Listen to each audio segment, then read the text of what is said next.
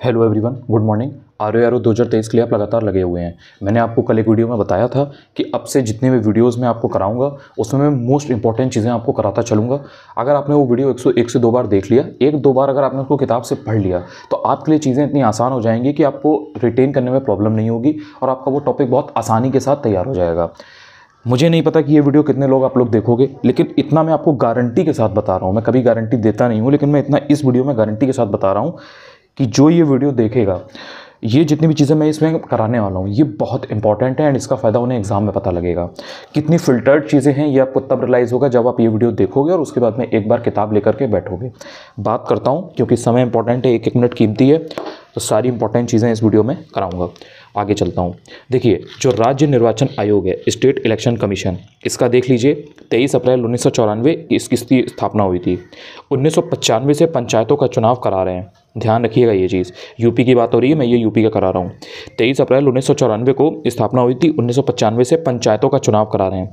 अब यहीं से आपको रिलेट करना चाहिए कि जब आपका 14 मई को यूपी पीसीएस 2023 का एग्ज़ाम हुआ था, उसके पहले पंचायत के इलेक्शन हुए थे।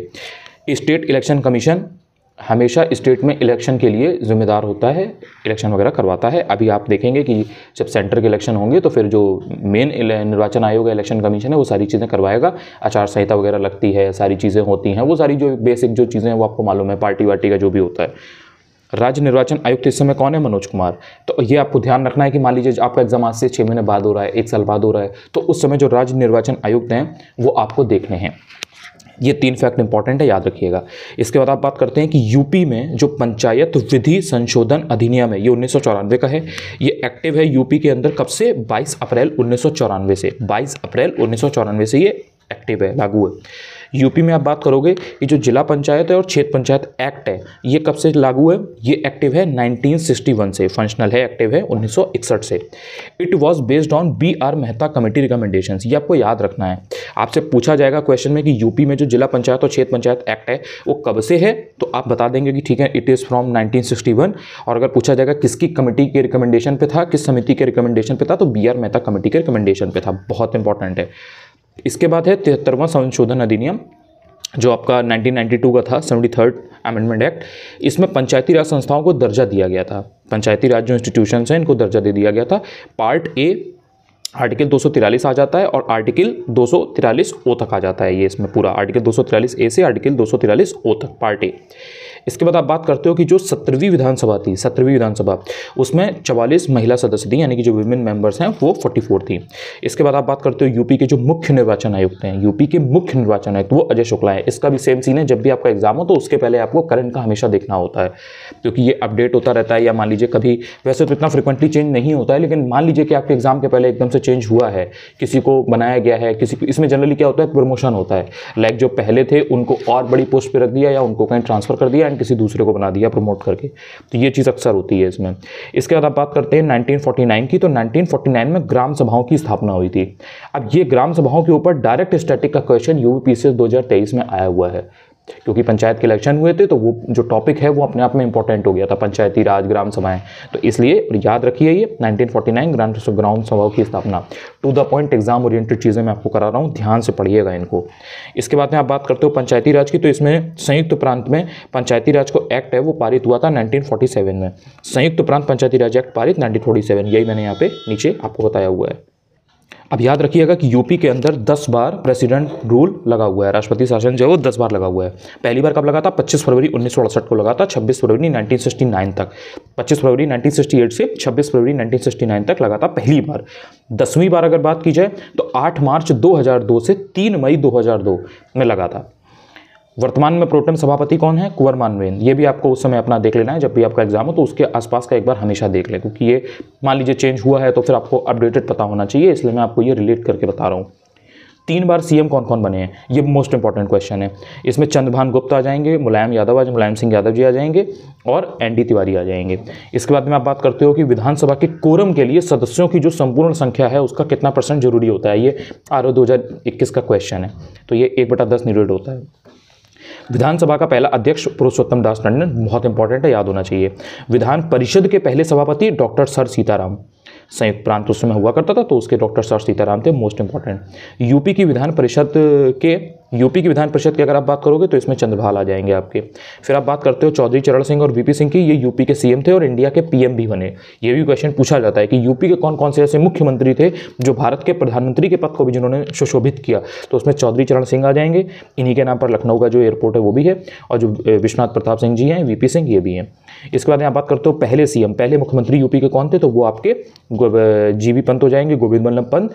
1 अप्रैल 1976 से 27 दिसंबर 1954 तक थे, पहले वाले हैं, याद रखना है आपको। इसके बाद में याद रखिएगा जैसे आर्टिकल 167 है, आर्टिकल 167 वेरी वेरी इंपॉर्टेंट।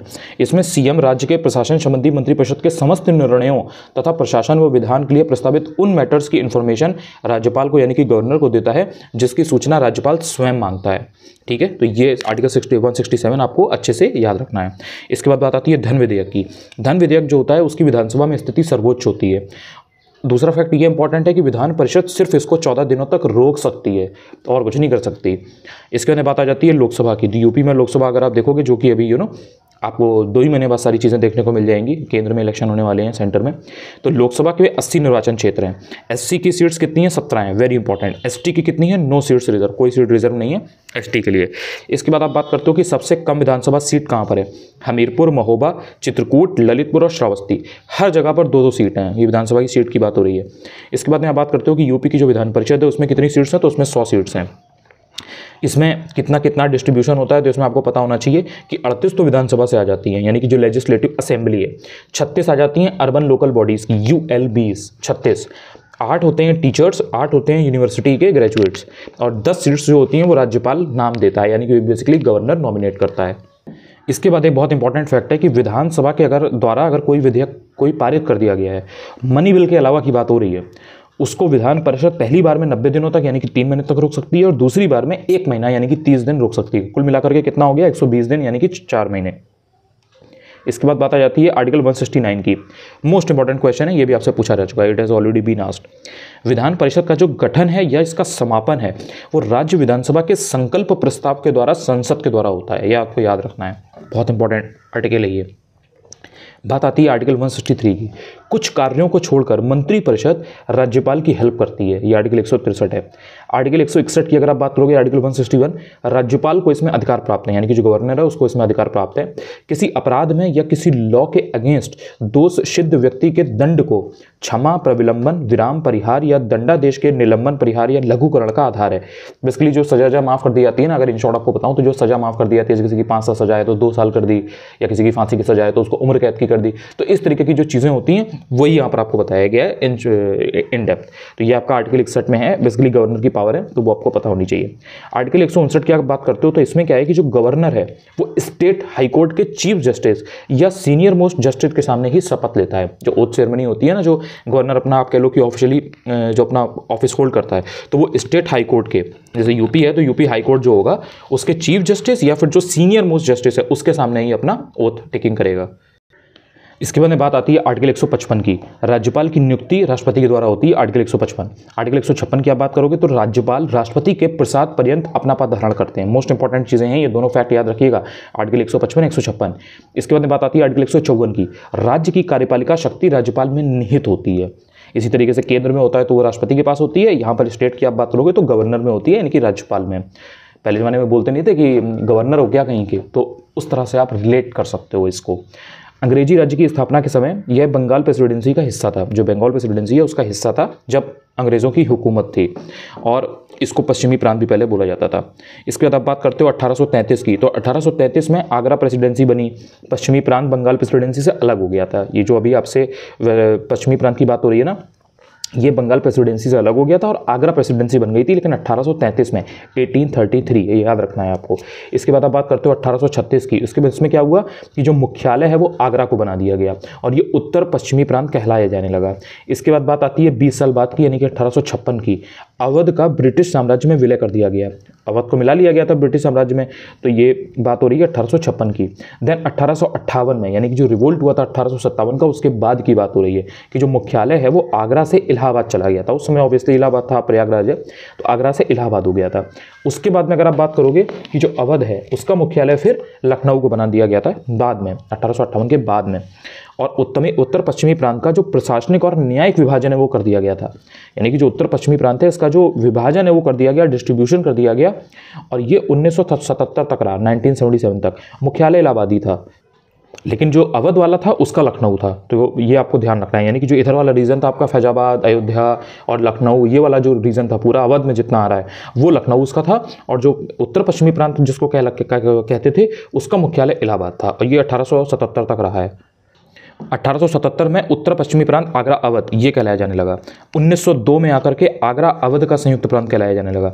1925 में राजधानी यानी कि जो कैपिटल है वो इलाहाबाद से लखनऊ ट्रांसफर की गई। 1925 की बात हो रही है।